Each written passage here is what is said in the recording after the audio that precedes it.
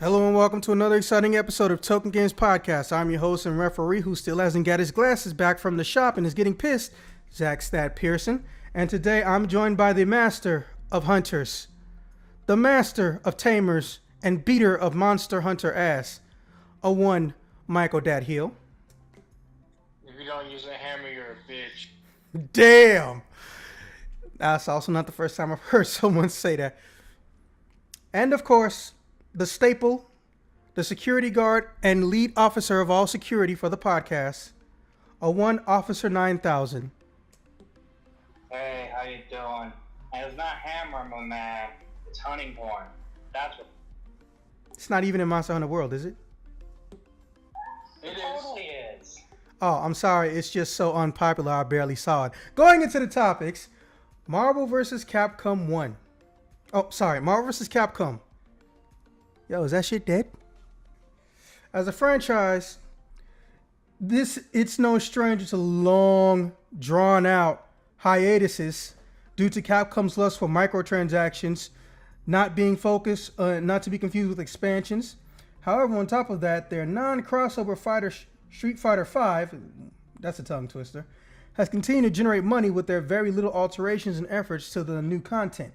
By which I mean the majority of things you'll see be revitalized are costumes, special modes that don't change your actual gameplay, and of course, new characters that only show up maybe 4 or 5 times a year.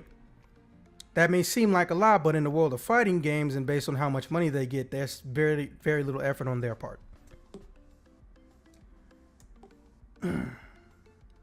Even with all the characters coming home, as we all know, big business only cares about the bottom line. So with that being said, do you think Capcom would even accept a Marvel vs. Capcom sequel request at this point, given the forced creation of warping of the last one, which led to low sales? And I put that in quotes, mind you. Slight change of plans. Officer, go ahead and read off topic 2 and 3 for me real quick. Got some business to take care of. Done. Topic 2. Gamestop. GameStop is dying a slow and miserable death, which I think we all like. However, this will leave a gap for physical game-centric retail. What game seller do you think will be a good replacement offline for purchasing our most beloved hobby? And topic 3. Monster Hunter has taken over the Capcom version of Pokemon slot. However, do you guys feel like it's possible with its upcoming expansion to Monster Hunter World and ludicrous money pool that we can one day see the franchise spin off into genres other than RPG, which it has been locked into for, well, since it was created, to be honest. Okay, I'm back. Topic 4. Movies occasionally get terrible video game tie-ins. However, can old movies translate well into possible video game franchises? Which movies or movie characters do you think can translate well into a video game format and why? Topic 5. Who makes the best third-party controllers and why? And if you don't have a preference, what design change would you like to see happen in your favorite console's controllers going down the line? All right, officer, light us up. Well, topic 1. Considering how the mouse has been consolidating all the power of Marvel, I think there's a decent chance we could see more Marvel vs. Capcom. At least if the mouse sees money in it. So it's all about convincing them that, hey, you can make some money off this. You can expand your monopolies.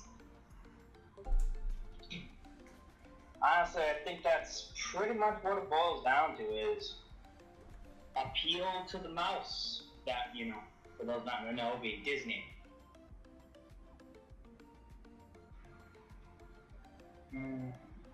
Alrighty. And, I see there's a second part of this. As for Capcom, I'm pretty sure if Disney were to pressure them enough, they would probably relent and be willing to do it.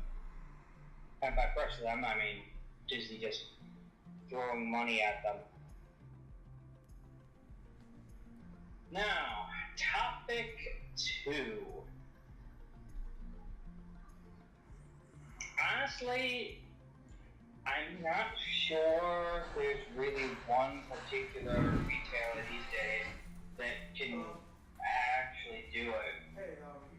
What we may see is either a new retailer will step in and go and take over all this physical game distribution, or we might see people just saying screw it to physical media and all just going digital, which admittedly I've got kind of mixed opinions on that. I can see a little bit of both sides, but personally I'm leaning a bit more towards we should still keep some physical media.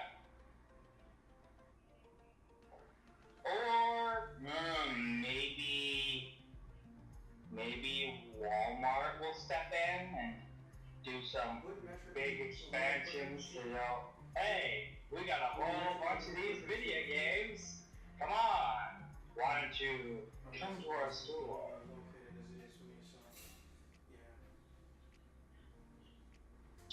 And let's see here. All right, have fun. Topic 3.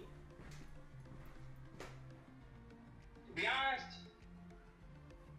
I think for Monster Hunter, they could go, like, technically go in a few different directions other games-wise. Like, I could see, say, a sort of simulation, like, city builder sort of thing that they could do where it's like, hey, you're setting up on a new world and, oh, you're responsible for getting this big city, you know, set up and working efficiently. Because without a main hub, the hunters are going to have a bit of a hard time getting around and, you know, doing their hunts. And it's something that, admittedly, there's not a whole lot of, like, actually seeing anything like that in-game. Well, there's, like, quests for expanding, like, your farming capabilities for, like, I know Monster Hunter World, there's that ancient tree and the cantina with that rather absurdly muscular cat man. But I would kind of like to see maybe they could do sort of like city building kind of thing, or maybe something like a actually I don't think an RTS would work out so well. Oh well, I think at this point I'm rambling, but for the most part I would like to see something like that sort of city builder kind of thing. I'm gonna just say right now that was interesting as fuck, and I don't think anyone's gonna top that one. Okay. I didn't think it was like that, but When's the last time you heard of a spin-off city builder? That's rare. true.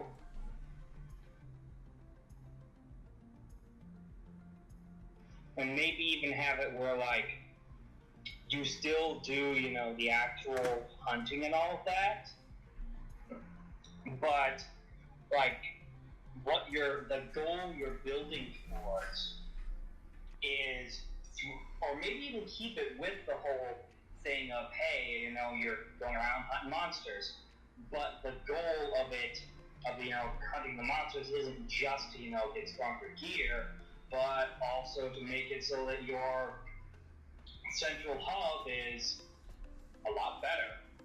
More various features and the like added in. Rather than them just, you know, giving them to.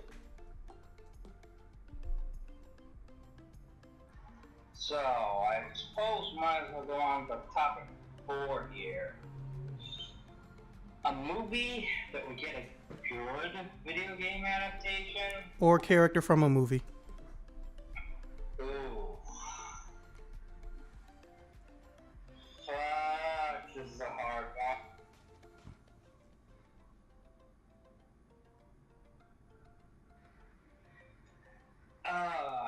Thinking on it, obviously, I think the best option for this kind of thing would be probably an action movie. Because, hey, action games. No. An actual action movie, not what type of movie. Yeah, I mean, I'm thinking that if there was a movies or a movie character, it would have to be from a movie that's an action movie, is what I'm saying. Is that would probably be the best way to do it.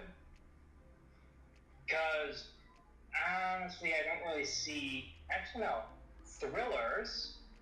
Okay, let me try explaining it a different way. You don't say what type of format of a movie might translate well. You say what movie franchise or movie character. I'm building up to that. Please let me finish. Okay, I think I just got confused. For something like say a horror mystery kind of thing, maybe get something like for a game kind of like, because when I think about this, what actually comes to mind for a type of game that certain movies might be able to be turned into is like those, Heavy Rain, Detroit Become Human, where it's basically kind of more like a visual novel kind of thing. But looking at that and keeping that in mind, I think a movie that could potentially work out for a video game. Honestly, I'm not thinking of anything that's rather recent, to be honest. I'm getting more for like older movies.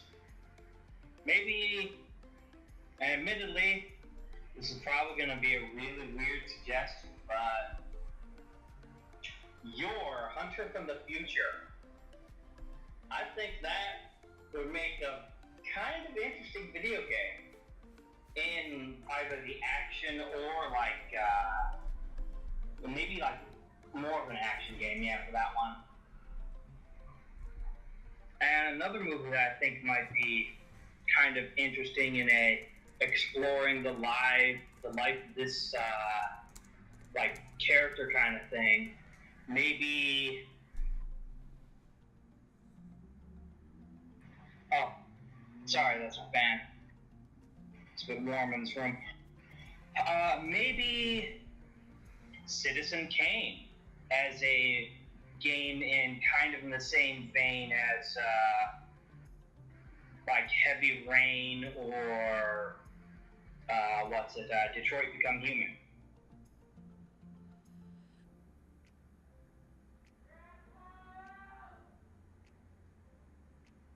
Or maybe even one of the Hitchcock movies taken as a horror game. Like actual horror, not, the kind of bit of a joke that horror became with Resident Evil 5 and 6, which, while good games, they're not really horror games.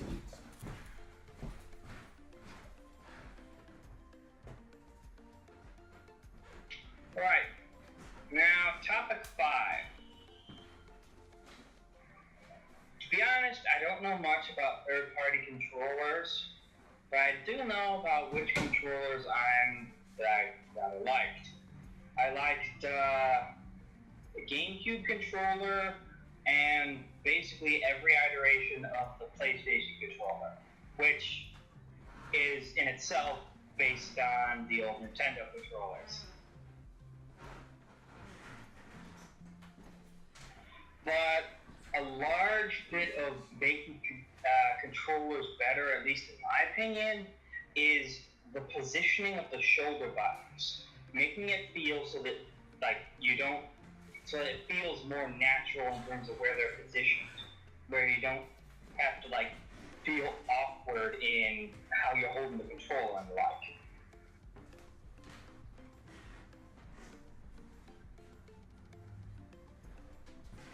That and, well, admittedly, this is something that's not for everyone, but I don't have gigantic, ridiculously huge hands, so I'm not really all that fond of really huge controllers like the first Xbox controller. So don't make the controller too huge and don't make it feel awkward in your hands with the positioning of the shoulder buttons and the like.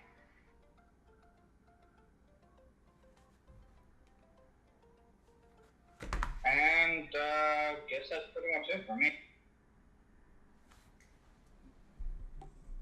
All right, he'll take us home. Okay. For topic 1, Marvel vs. Capcom is dead, and every game that came out within that release cycle killed it. Because it came out during a really rough time, because I think during that time Monster Hunter World was announced, and I forgot what else was coming out during that initial launch of that game. Z Fighters too, because there was just so many better fighting games that just outclassed Capcom. But when the fuck you get back into Phantasy Star?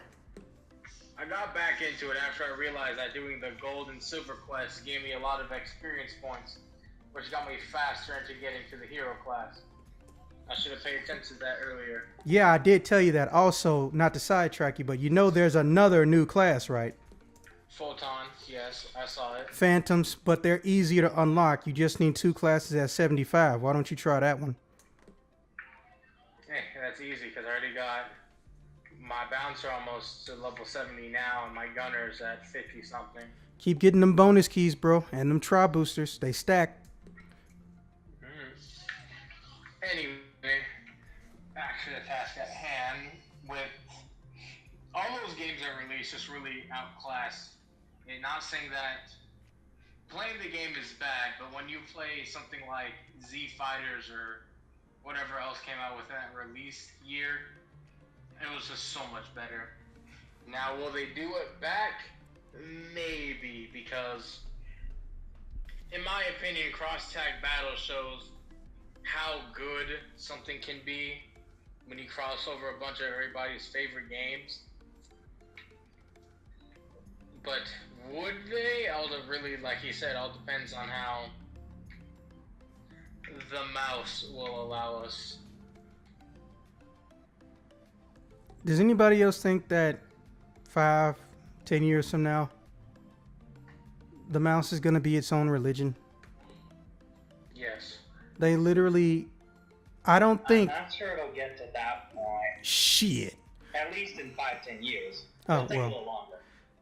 I think, and I know this is somewhat not off topic, but is off topic, but I think, if I'm counting right, the only thing Disney doesn't have is its own country at this point, and rocket ships. They do have a research and development department. They do have movie companies, including, non-family friendly shit. The only thing they don't have is a video game system and their own country and rocket ships. I don't know what else they don't have access to. It's frightening.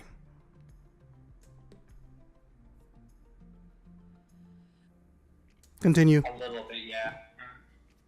So, Gamestop being dead, it's gonna join the Hollywood Videos and Game Crazies they've killed.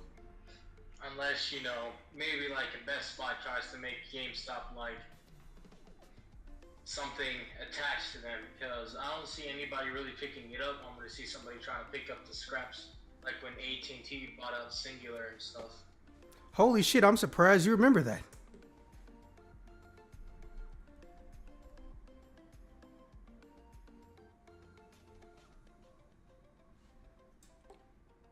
Did his mic die? No. Oh, okay. Push the top wrong. Anyway, so for the Monster Hunter thing, it's like, it's pretty good. If they're gonna, the only remake or spin-off something I could see them doing would be like, from what they did with Monster Hunter Stories, which is basically how to train your wyvern. Oh yeah, that shit was adorable. Which is basically, you don't hunt the monsters, you like befriend them in a riding ritual, then you can like use their abilities. Which is pretty cool. Now, how they handle that will be interesting, because I'm not sure how well liked it was by the community, because that one was a pretty honestly boring watch, in my opinion. Yeah, you could tell going in that that wasn't meant for their primary demographic.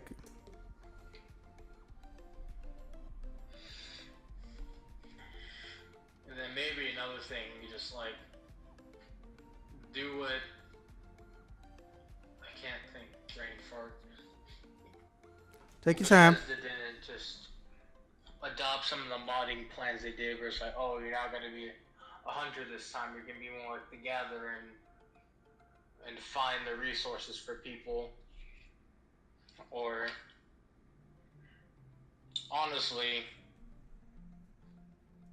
or like this making weapons for people. That's all I see. Just nothing too like, his Monster Hunter's been a really set series, and they already have like a lot of their franchises and spin-offs pretty much held down, so I really don't see anything too much crazy coming out of that. Fair enough. And then 5 third-party controllers, hands down, rock candy, because those have always helped me out with my cheap Wii controllers, and then sometimes Xbox controllers. Plus, you got to share your shit with siblings.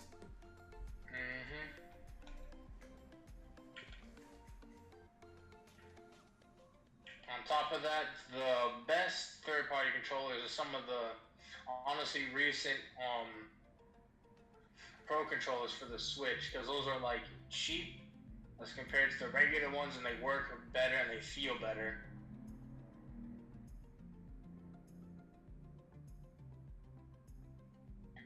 And now a movie to say that would be good to make a video game. Alita Battle Angel. I haven't seen that movie, but after seeing the previews of it, that movie seems like the best candidate for a movie going into a game of sorts. Or just Alita herself, because I don't really know too much about the whole franchise, but if I was going to pick something that came out recently for a video game, that would be it.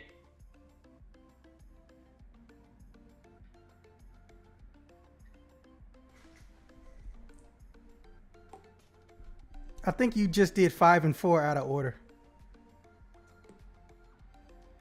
Hey, you still answered them though. Yeah, you still answered them though. So, is that it for you, bro? Yep. All right then. By the way, did you finish episode 4 like I told you to in PSO? Yes, I'm on episode 6 and we're still waiting for... Okay, so you got that rare lightstone rock, right? Yeah. Good, because you need that to make the strongest 15 stars in the game. I'll tell you more later. I would just Google Lightstream, or either it's called Atlas EX on any PSO wiki website. All right, so I'm gonna just say this right now: is Marvel vs. Capcom dead? As long as the servers draw breath, as long as the soul of the competitor has its pulse on fighting games, not just first-person shooters, Marvel vs. Capcom name will forever be hallowed and never forgotten. Now, as poetic as that was, this is the real motherfucking world.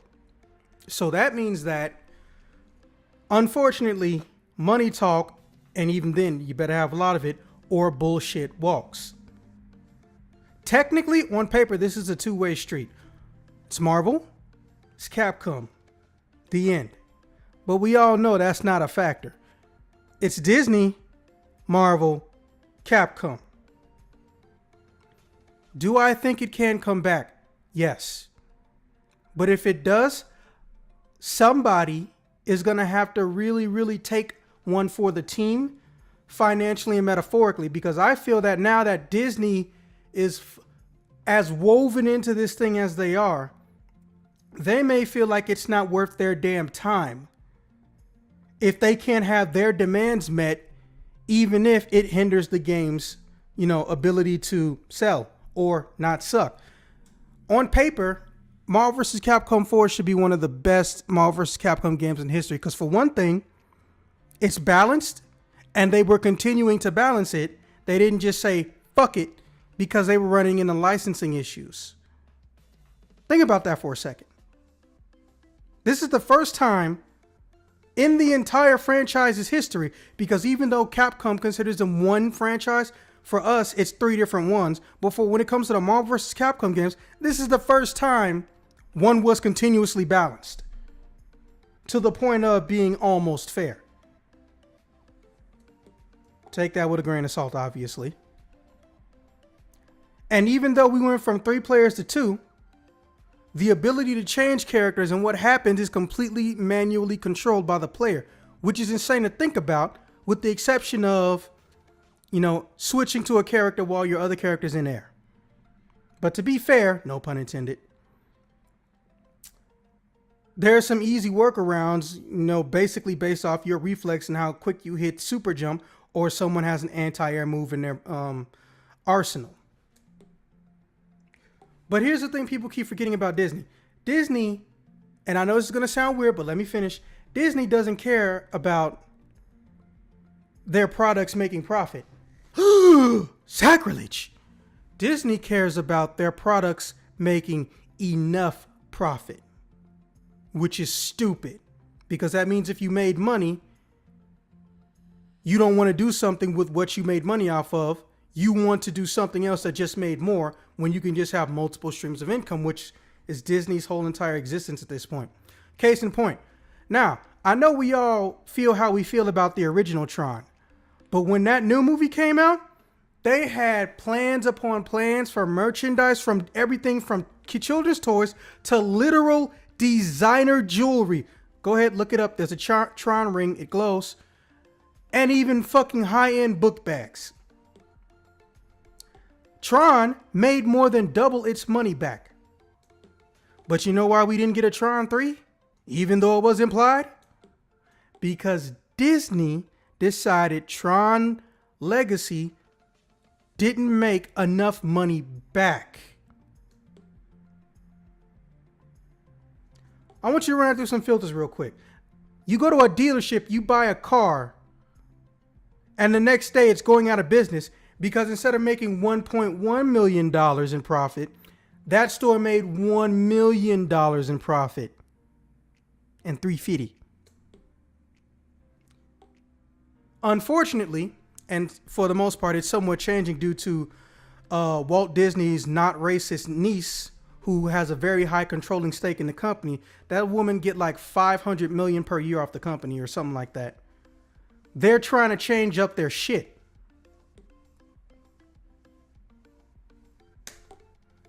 So, long story short, I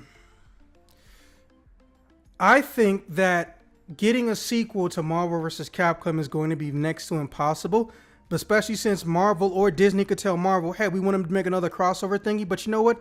Don't use Capcom. We didn't like how little money we get back, even though this is a legendary franchise, hallowed be its name. You know what? Go talk to the NetherRealm guys. And that, first off, that would scare the fuck out of me. Not a Mortal Kombat Marvel vs. Capcom crossover, because first off, they'll just say, hey, your characters don't kill each other. Is that going to be a problem? No, we love Marvel. We suck your dick just like DC. No, it's because I don't like the type of fight format that Mortal Kombat uses. I don't hate it. I am just not a fan of it. So really, that just leaves Namco Bandai. That's going to look weird. Possibly literally, too. So I'm not going to say, no, it's impossible or it's dead in the water. I'm going to say it's going to do what it always does and goes into a very extremely powerfully long hiatus, unfortunately. Unless a miracle happens. But to be fair, Marvel has all their characters back, so miracles happen. With the snap of a finger. Pun intended, fuck you. I love that movie. All right, as far as topic 2. The mouse is inevitable. Yes, the mouse.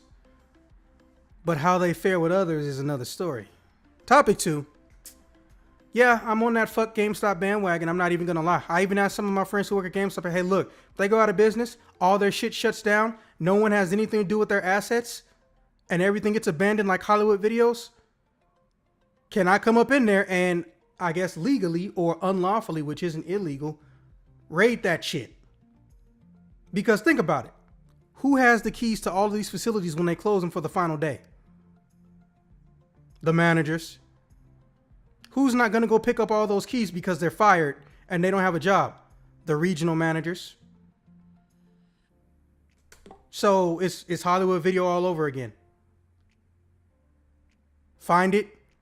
Oh, there's dust on it, cobwebs. Okay, cool. I'll take it.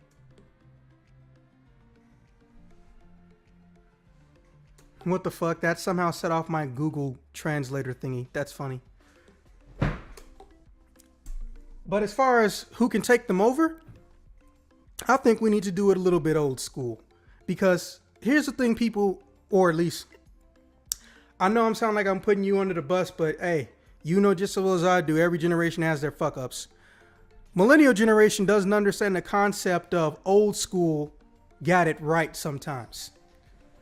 And let me be the first to tell you, if I see one more little millennial bastard tell me vinyls are stupid, they're obsolete, no one should use them, because no one told them vinyl still produces higher audio fidelity and quality than your fucking MP3 player, which reduces all quality,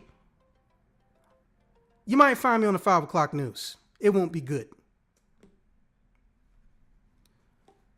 We just need stores. They don't even have to be franchised. They can be mom and pop. Stores inside of strip malls, mini malls, actual malls, plazas, places of business that get a lot of foot traffic because they're close to public transportation. I wouldn't care if Walgreens did it. Remember when Walgreens used to sell comic books? Why the fuck did they stop? People was buying them. We need to get brick and mortar stores to be in safe locations for a relatively low leasing price. And I know people say, well, that doesn't make money. No, it makes money. The problem is how you go about it. I've mentioned this before, but I don't know if they popped up in your state yet, but a long time ago, there used to be a new company there, not new anymore, called Play and Trade. You guys heard of them? I remember that. I don't. Okay, well, I don't know if they... In fact, I think there used to be one not far from where I live here in the south. Yeah, well, it's not too far. I know what you're talking about. Basically, they're franchisable. Meaning you can treat them bitches like a McDonald's, a Burger King, and Subway. Now, how many billions of dollars do McDonald's, Burger King, maybe Subway make a year? I don't fucking know. But the point is that if you make your customers your advisors, you never lose. Because the people who give you your money are telling you how to get more of it. It's that simple. Play and Trade, the first year it came out, won an award in Illinois or either in the city for most successful or profitable of that type of business. The fuck? It's like somebody was beating down my back door. No homo. The most profitable of that year for a new company. They won an award for it. Every single store cleared a 6-figure amount wherever it shows up. Think about that for a second. This one business is first year, completely and totally 100% franchisable. And they do repairs. Never didn't make profit. That's insane to think about in this day and age for a brick and mortar store. Unless, of course, you know, a high 6-figure area and all that jazz.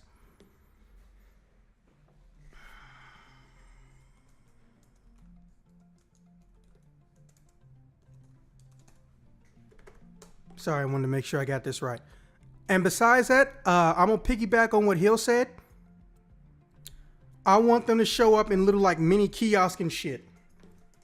Why does Best Buy sell computers, entertainment products in giant big ass rows when they could have a little kiosk and have somebody go into a back and grab a game? They never have to worry about it being stolen from off a shelf. Think about it. FYE. They still exist, but don't nobody talk about them no more. You know why? The internet happened, or rather it got organized. So why can't Best Buy make up a business within a business, some bullshit like that, and just have you be able to buy it online, have it shipped to you, or buy it online, pick up in store, which they already do, and put everything back in that section? I've seen some big GameStops, I've seen some small GameStops. If that GameStop can't fit it, you know what? Tell them, okay, well, we got a sister location. It's not too far from here. You can go there. You can buy it here and pick it up there, or we could ship it to you. Walmart, I don't really care about Walmart. They always fuck up their pricing, which is kind of weird because they always claim everyday low prices at Walmart. So so tell me why 4-year-old games will be on their shelf for $60. I'm not even joking when I say that. I love Resident Evil 4. Resident Evil 4 has been released a bunch of different ways. So tell me how, and I've seen this in the store, the Wii version, Resident Evil 4, was $50, and right next to it was Resident Evil 6 for $60. What in the actual fuck? And they'll tell you, oh, well, sometimes the games ring up differently. That's not the problem, motherfucker. The problem is the price you got displayed. You can't do that in any other section in any grocery store, let alone Walmart. If I went in the chip section and I wanted to say, hey, you know what? Them new Smokehouse Pringles is the bomb. I'm going to give me 2 for $5, and it says 2 for $5. But when I get over there, it says 20 per item. They going to fix that shit within usually 10 to 15 minutes last time I checked.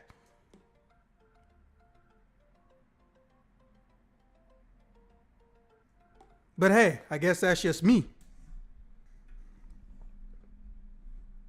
They could even set up a network to where they have it to where local people, if their car is good enough, can be like a Grubhub or a food delivery company for their games. That would be so cool. Someone's paid to show up. Obviously, they keep logos and shit off of their vehicle, and they just go and drop off somebody's game. They already do it with Amazon Prime. You can buy anything on Amazon Prime they have on that website, and within, I think, 6 hours or 6.5 hours, it gets delivered to you in real time. That is scary.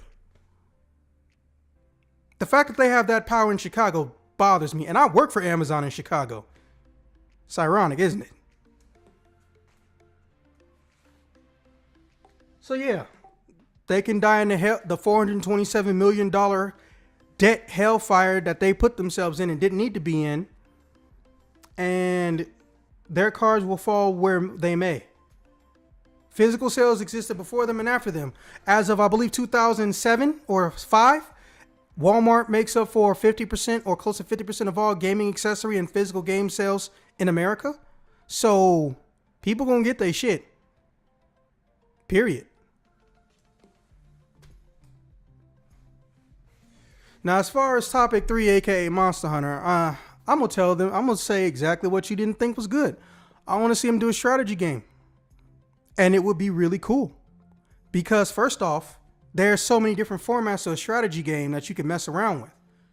What I'm thinking is, you load up in a grid, a field, or an area. You got 4 or 5 playable characters. And you can actually put in classes instead of weapons. Or you could do both, classes and weapons. And depending on the class, you mix and match different abilities. In fact, they do that with the Switch version of Monster Hunter, if memory serves.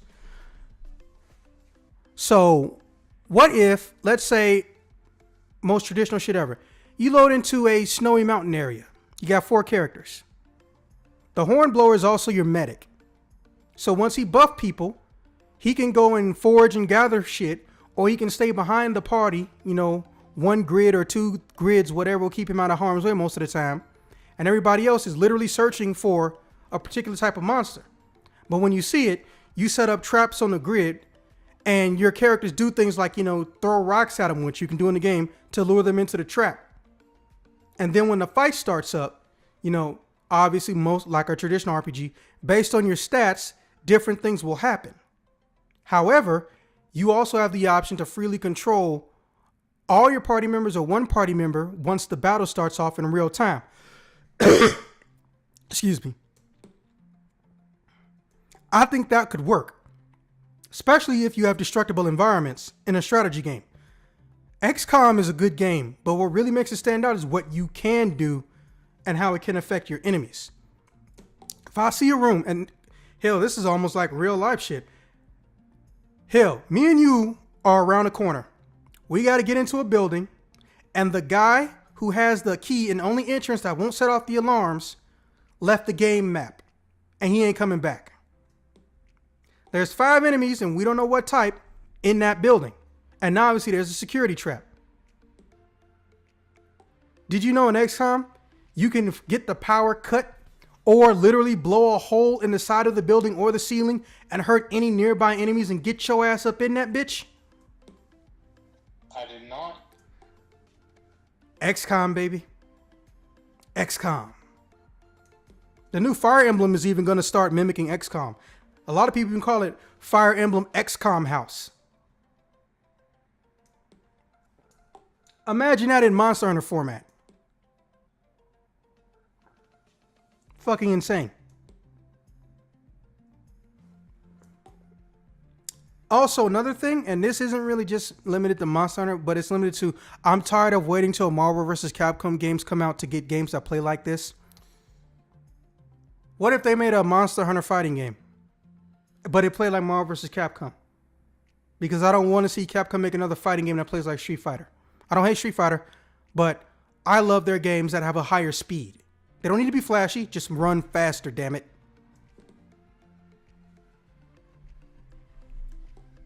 I don't know about you, Hill, but I'm going to be on them dual blades for life if they make a Monster Hunter fighting game.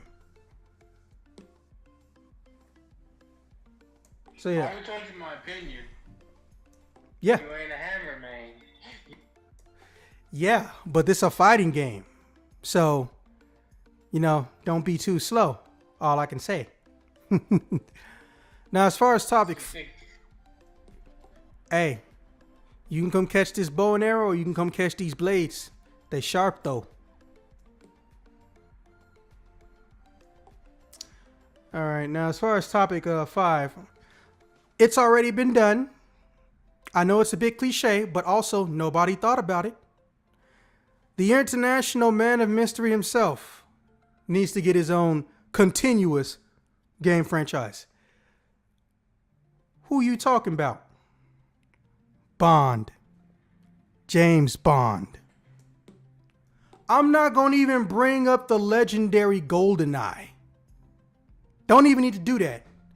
I'm going to just bring up how many different formats he can fit in.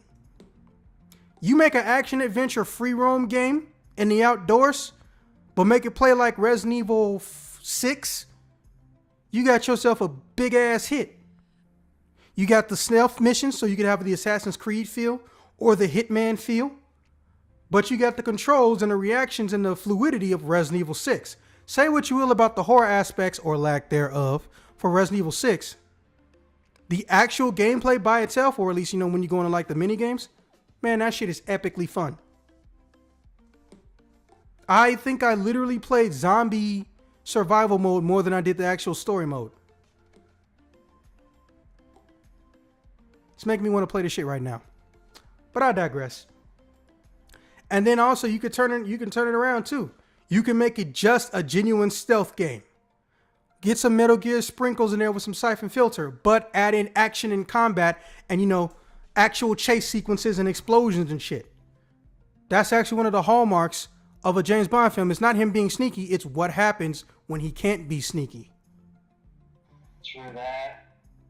When's the last time you seen a stealth game where once your shit got uncovered, you had to blow a hole inside of a building, find a fancy ass car, or get your super smart fancy ass car to help you duck and dodge bullets, tanks, helicopters to get to safety, only to explode the car or crash the car and then hide and people think you're dead till the next mission.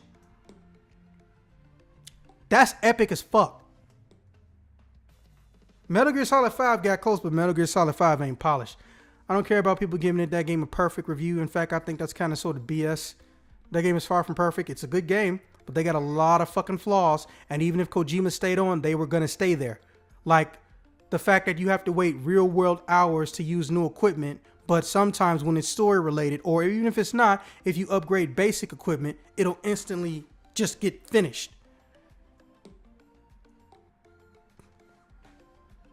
Fucking, I've logged at least 70 hours in that game, and make no mistake, it can still piss me the fuck off. And another one, or at least my final one,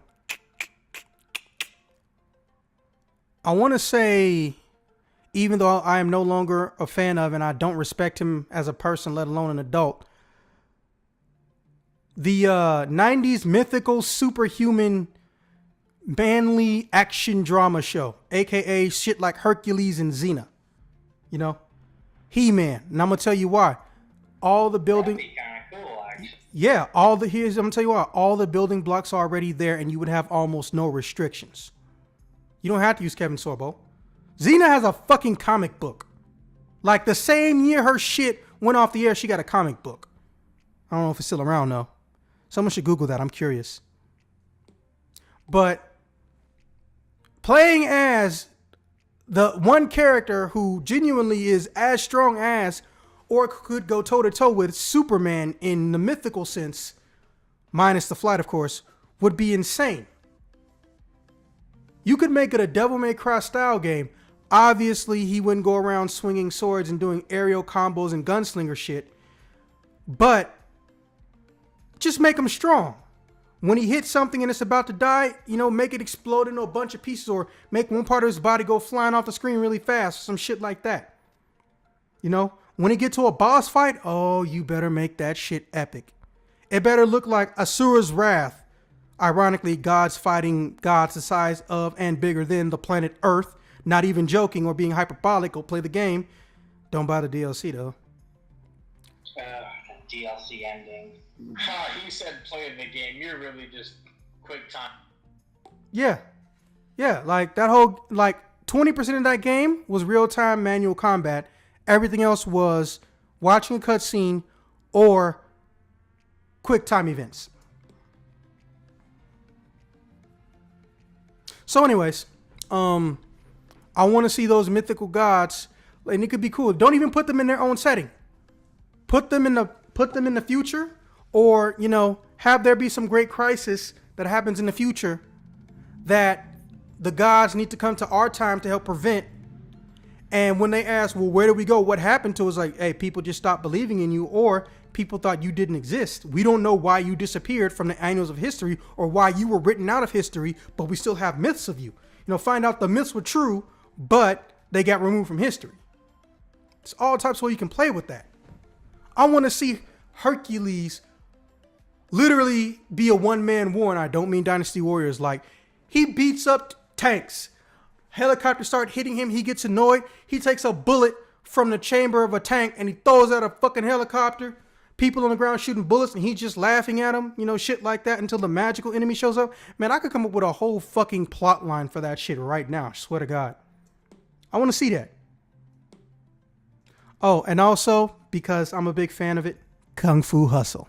Now, if you don't remember that or know where it came from, hell, you might not have seen it, but hey, it's on Netflix, so look it up. There's a famous director who's known for mixing martial arts with comedic effect named Stephen Chow. Stephen Chow is big. However, he rarely transitions into America, but it's easy for him to do it because of the popularity of his movies. Kung Fu Hustle was one of the few times people considered or said that he got the closest to balance or perfection. And that one's getting a sequel, if I'm not mistaken. They said that, but no one really knows anymore. The sequel got announced back in like 2005, but look where we are right now. True enough. I'm just saying because I heard recently there was talk about it, so maybe it's still gonna happen. I wanted to, but I don't know. Anyways, okay, so Kung Fu Hustle is basically a comedy action kung fu movie, but the kung fu is taken to exaggerated superhuman Marvel type levels. In fact, most of their fight scenes look like the Hulk if he knew kung fu. The main bad guy is basically an ugly version of Akuma. He an old man and he can whoop everybody's ass. In fact, if I counted right, he was only in the movie for maybe 30 minutes. He whooped damn near 50 asses and most of it was one-shot hits. Seriously, Hill, if you do nothing else tonight or tomorrow, see Kung Fu Hustle. It's on Netflix. Oh, I fucking love that movie. Might watch it tonight. Oh, fuck, I gotta get fucking render footage. Shit. Anyways. So, yeah. And you don't even really need to just move based off of Kung Fu Hustle. Because first off, the main character or the entire franchise before, you know, giant crossovers, they was doing giant crossovers. Kung Fu Hustle is just a continuation of other shit from his giant long chain of themed fucking Kung Fu movies.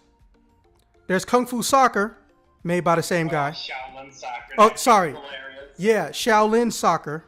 Because I think they said they couldn't get the name Kung Fu Soccer for some reason. Don't touch Kung Fu Basketball. That's some South Korean parody bullshit and it sucked. They only had like one good fight scene and there was no superhuman fights. Left a bad taste in my balls. And yeah, just in general. Fucking... Yeah, that's pretty much it for that. Now, as far as Cyber 5, now I know y'all didn't find it, but you can probably Google it. There was a controller. A very legendary controller. It only had one flaw as far as I'm concerned. It came out in the mid-2000s from a company that... And it was called the Mad Cat. No, from a company that no longer exists. And it's not Mad Cats. Called Gamester. That was the name of the company. Gamester made game controllers where all of the face buttons were switchable. Imagine being a left-handed person. Hey, Google it. Imagine being a left-handed person, and because you don't like your PS2 controller buttons are on the opposite side of the controller, you could switch that shit. You're playing a game that doesn't use analog and the D-pad's at the bottom. You don't like that position? You can switch that shit. It's a thing of beauty. I literally even used it after the PS2 stopped being made. The only reason I'm not using it now is because, and this is the curse of me being an idiot at the time, I took some of the buttons out to show one of my friends or some shit. Because you could even take these buttons out while you're playing a game and it'll kick right back in. And what happened was I put them in like a box or something. This box got shifted around. I could not find the left analog socket anymore. Oh yeah, and the analog's stiffness was adjustable in real time too. $45 well spent. And I still regret losing it to this day.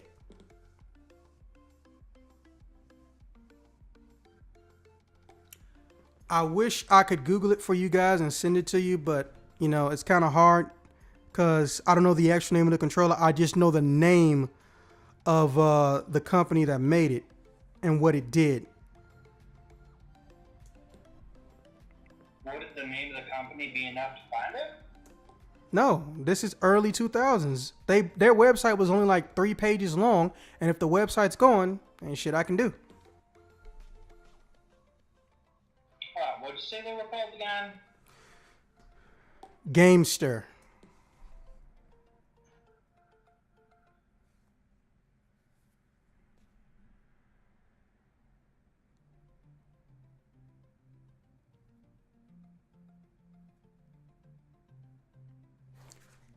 I feel like he's trying to look it up.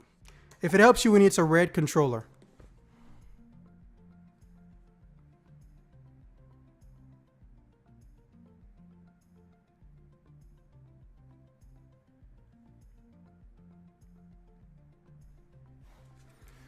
Anyways, you guys got any closing statements?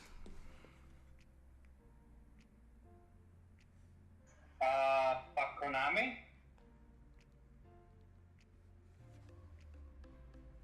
Hill?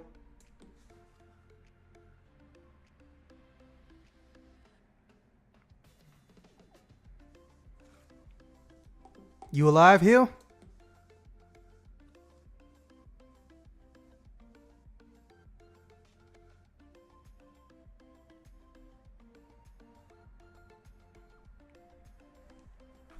Okay, Hill is probably in raid mode in PSO2 or dealing with the tough boss. But with that being said, hey guys, there's the link right there.